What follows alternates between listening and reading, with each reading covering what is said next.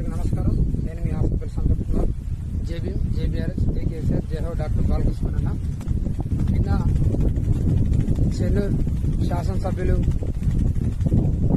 వివేక్ వెంకటస్వామి గారు ఏదైతే రాయబరేలి, యూపీలోని రాయబరేలి అనేటువంటి ప్రాంతంలో తన యొక్క విశాఖ ఇండస్ట్రీ నుండి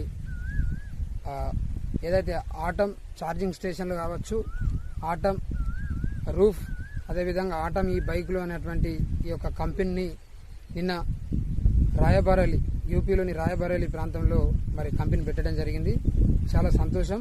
కానీ చెన్నూరు ప్రజలను విస్మరించి, వివేక్ వెంకటస్వామి చెన్నూరు ప్రజలను విస్మరించి, చెన్నూరు యువతను విస్మరించి, చెన్నూరు నిరుద్యోగులను విస్మరించి ఈరోజు నువ్వు ఏదైతే యూపీలో కంపెనీ పెట్టినావో దీన్ని పూర్తిగా మేము ఖండిస్తున్నాం. ఎందుకంటే నువ్వు గెలిచింది చెన్నూరు నియోజకవర్గ ప్రాంతం నుండి, నువ్వు గద్దెనెక్కింది ఈ యొక్క చెన్నూరు ప్రజల యొక్క ఓట్లతో. ఇక్కడ గెలిచి నువ్వు యూపీలో కంపెనీ పెట్టినావంటే దీని అర్థం ఏంది అంటే, చెన్నూరు నియోజకవర్గ ప్రాంతం ప్రజలు కేవలం గొర్రెలాగా చెప్తే మాట వింటారు, అమాయకులు. ఇక్కడ ఈ యొక్క కంపెనీకి లాభాలు రావన్న ఉద్దేశం కొద్దీ యూపీలో పెట్టినావా? లేదంటే నీకు ఇక్కడ కంపెనీలు ఎక్కువ రాబడి ఉండదు కాబట్టి ఆ ఉద్దేశం కొద్దీ నీ కంపెనీని భద్రంగా కాపాడుకోవడానికి లాభాల కొరకు యూపీలోని రాయబరేలిలో పెట్టినామని అడుగుతున్నా. అంటే ఇక్కడి ప్రజలు కేవలం నీకు ఓట్లేసే మిషన్ లాగా మాత్రమే కనబడతారు. ఇక్కడ యువత కేవలం నీకు జై కొట్టడానికి మాత్రమే, జెండాలు కట్టుకోవడానికి మాత్రమే ఉపయోగపడతారని అర్థమా?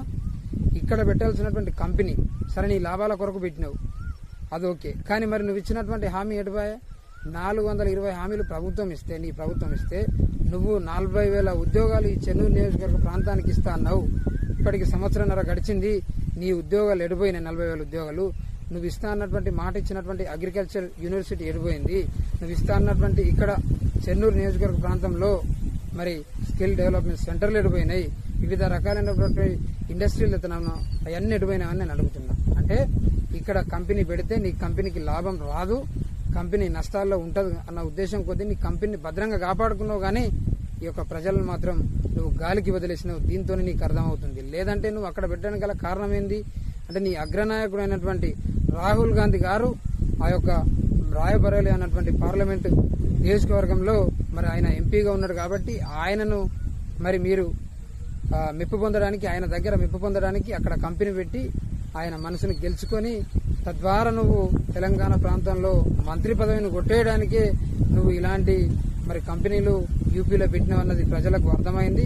ఇప్పటికైనా నువ్వు ఇచ్చినటువంటి హామీలతో పాటు ఈ ప్రభుత్వ హామీలు చెన్నూరు నియోజకవర్గంలో అమలు చేయకపోతే